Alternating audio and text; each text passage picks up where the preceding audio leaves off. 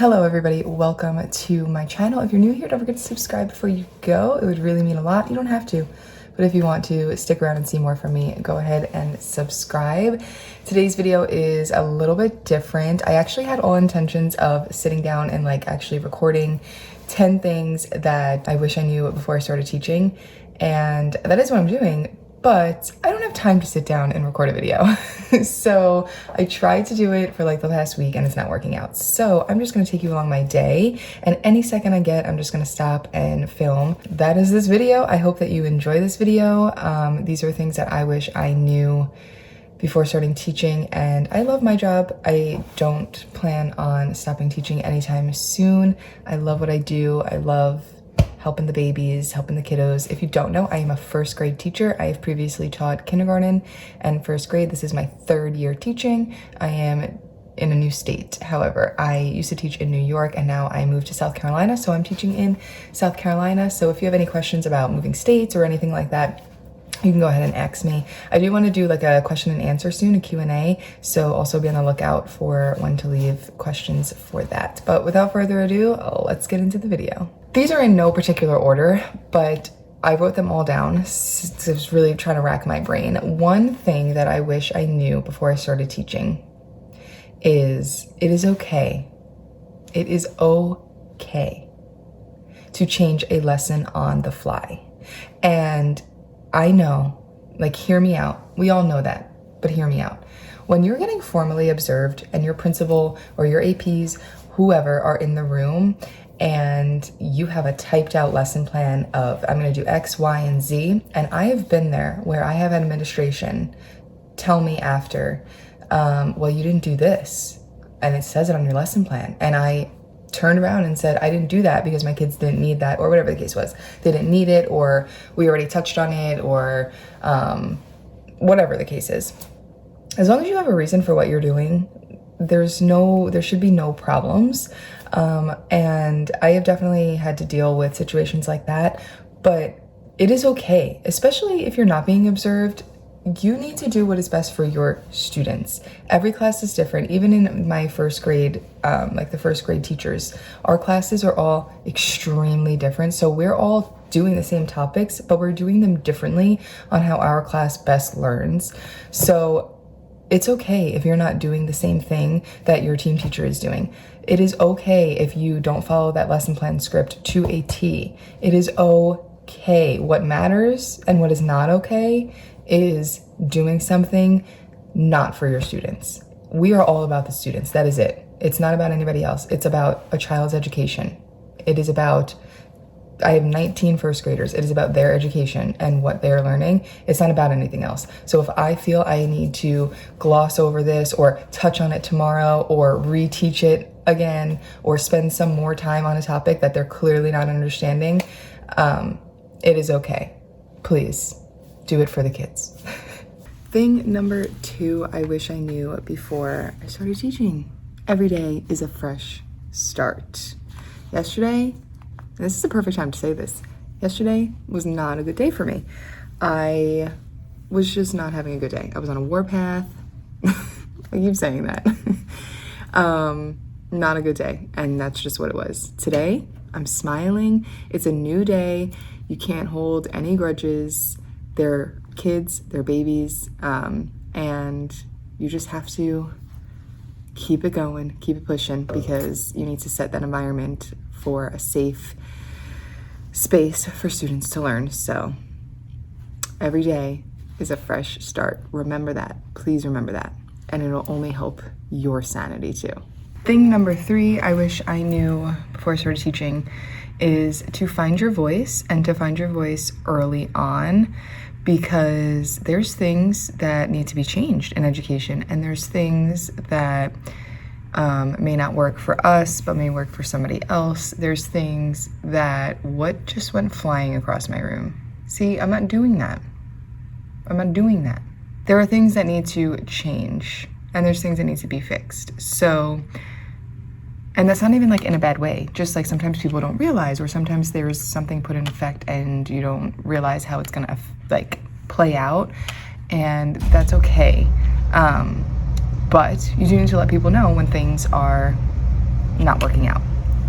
Good, bad, otherwise. So it is okay, and you need to find your voice, and you need to find your voice early, because if you don't find your voice and stand up for things, or speak up about certain things, or just engage in certain conversations, you're not going to feel comfortable enough to speak out when it really matters. So definitely find your voice and find it quickly. Another thing I wish I knew is it is okay to stay on your own sometimes and to just do your own thing. You don't have to be involved in, I don't want to say drama because it's not like drama, but like you don't have to be involved in all of the things. It's okay to say no sometimes. It's okay to hang out in your room and shut your door. I do it actually quite often now, and I shut my door on my lunch and sometimes on my planning times when I need to like really get some things done.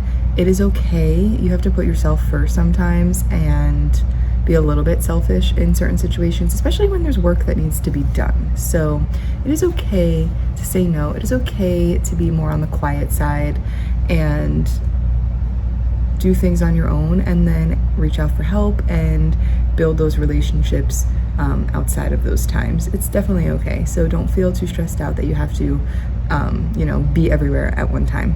I wish I learned that consistency is, in fact, key.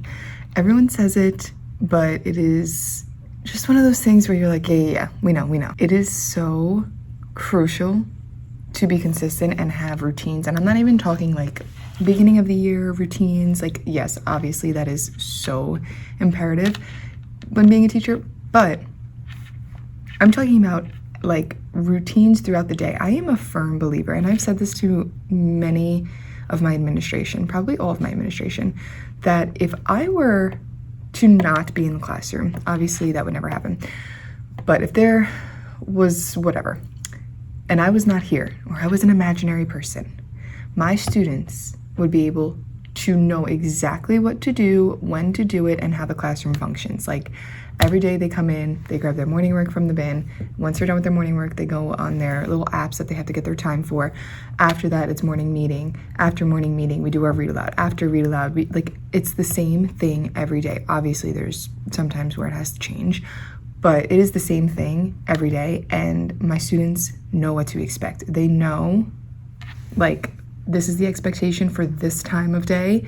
This is my voice level. This is that. If I don't meet that, then there's consequences. Like, that's just how it is, and kids thrive off of that. I don't care what anyone says. Kids love to have a routine, especially the kids that don't necessarily have routines at home. They love a routine and thrive off of that in school. So yeah, you need to be consistent, and not just like, yeah, I know. Like, no, you need to be consistent. You need to be strategic with how you find time for planning. It's no surprise there's faults in the education system. This just is what it is, but you need to find time to get your things done so that you're prepared to leave at contract hours. Now, last year, my school was a little bit different. We started a lot later, so I would just come in earlier on my own, like, prerogative. Like, nobody asked me to, nobody told me to. I just would always go in early just because that's just how I functioned. However, this new school starts way early, and I don't live super close, so it takes me a while to get here, and I don't want to be getting up at 4 a.m. So I stay a little bit after school now, but I'm talking like a couple minutes. Like, I really try not to stay late or come in early because my mental sanity, but what I like to do is I like to find downtime where I can get my things all set up. Sorry, the air conditioner just turned on. But if, for example, like on my planning time, I'm working on my planning time. I'm getting my slides ready for the next day, and I always just plan a day ahead. Granted, I'm planned for the week, like we plan as a grade level of what we're gonna do, but for me and like my copies and things like that, I mostly plan like a day ahead. So today is Thursday, so I'm gonna be planning for tomorrow on my planning time today. So that just entails me getting my slides ready, and any copies or anything like that, and pulling materials that I'm gonna need, and then that's it. There's not much else to really do. I mean, there is, granted, a lot more paperwork, which is going to lead me into my next one, which is there's more than just teaching to teaching, believe it or not. So much paperwork, so many things that you think that you don't have anything to do with that you surely do. And there's just a lot that goes on when you're not standing up there in front of the classroom teaching. Obviously, grading is a big one, but I won't lie, in first grade, grading is fairly simple. There's IEP paperwork, there's 504 paperwork, there's MTSS paperwork, there's parent conferences, parent phone calls, there's administrative things that you need to get done, just like paperwork from admin that you need to do. There's like data you need to keep on top. There's so many things, and I may not be the best person to ask because I feel all of these things definitely are necessary in some capacity, but yeah, so just know that there's a lot more to teaching than teaching. I'm not gonna sit here and lie to you and say teaching is so easy, it's so fun all the time, and I'm also not gonna sit here and lie to you and say that I hate my job and I'm miserable every day, because neither of those are true. There is a happy medium, and I think that if you want to, you can find that happy medium. That's not to say there aren't things wrong with the profession, but I think there's something wrong with every profession, in my humble opinion. However, I do want to say that it does get easier. Your classes will change. You may have a harder class one year and then an easier class, or you may start off with an easy class and then a hard class like I did. This is by far the hardest class I've had to deal with, but it's easier in the sense of this is my third year teaching, and I know like the rhythm of how teaching should go. And behaviors are going to be behaviors, but teaching itself, it does get easier, and you find new ways to kind of figure it out. My next little thing that I wish I knew before starting teaching is that every school has a different culture. So if you don't connect with a school, it may be worth it to explore other options before you completely give up on teaching, because I have been in a couple of schools and they're all different. I feel like I'm just not a super picky person. Like I could kind of get by anywhere, but I will say that the school that I'm in now, the culture is much more so like, I don't want to like even say this, but like a family. Like I know that sounds like whatever, but it's just a different culture. The way administration is and the things that we do, we love to celebrate each other, and it doesn't seem like anyone's, I don't know, just from my perspective, what do I know? But the culture is definitely different than my other previous schools, and it's not necessarily, I mean, I do enjoy my school, obviously, but it's not necessarily like a good or a bad thing. It's just what you prefer. Sorry, I'm gonna eat my yogurt while I'm chatting. It's just what you prefer, like in a school. So there are plenty of options out there. If you don't like the school that you're in, don't like the administration, it could be worth it to go explore other schools and districts, because not every school is the same, not every administrator is the same, and not every administrator requires the same things, even within the same districts. So like school by school could be very different in what you are asked to do and what you're not asked to do. So it's always an option. And my last but most important thing that I have thought and like really wish I knew when I first started, or I guess like I knew it, I just pay more attention to it now in certain scenarios, is that classroom management is a learned thing. It's not something, I mean, obviously people are more natural than others at just like their jobs in general. So I've always been told like I'm a natural teacher, but I don't think that correlates to behavior management. I think that it is a learned thing, a learned behavior on how to control a class. And I fully, wholeheartedly believe that teaching, as a teacher, you're a lifelong learner. I know that sounds like an interview answer, but it's so true. You are a lifelong learner. You are constantly learning new things. You're constantly keeping up with different strategies and different whatever curriculums and like new things that come out and new developments and new studies. Like, you're constantly learning new things to implement, and if you don't implement the new things or don't at least try to learn the new things, you can really like set yourself back as a teacher. And this goes for like any profession at all. However, I think behavior management and classroom management are so crucial and important to even like setting the foundation for students to learn. But you genuinely, if something is not working, it is okay to ditch it, and it's okay to research new things. I have done so many new things this year. If you watch my actual videos, I went to Ron Clark Academy, and if you don't know anything about Ron Clark, please go look him up. He's brilliant. But so many things I've learned from sitting in that 2-day conference, like, that I've implemented, and I'm going to continue next year. And so many things I've learned and I've tried that have failed, and I'm like, scratch that, I'm not doing that next year. Or it works for one class and doesn't work for another. Like, you have to be willing to keep up and do the research and be a learner and do what works best for your class in that time. Because something that worked in the beginning of the year with this class, they might have been like, I don't like that one anymore, and they don't respond to it anymore. You need something new. You need to constantly keep trying. Behavior management is learned. Nobody's born with it. Like, you just learn strategies to implement. And of course, there's natural ways that you should do these things, but it's a learned behavior. You learn how to control a class, and of course, college should prepare you for that. But you can't learn everything in college, I guess. I'm playing devil's advocate.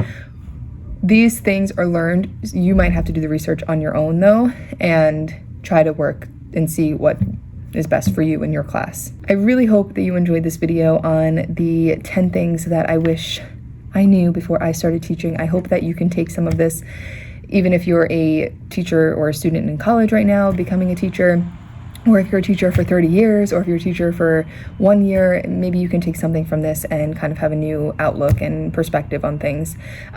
Keep in mind, they're just babies. Even the high schoolers, they're just babies. They're just trying to figure out life.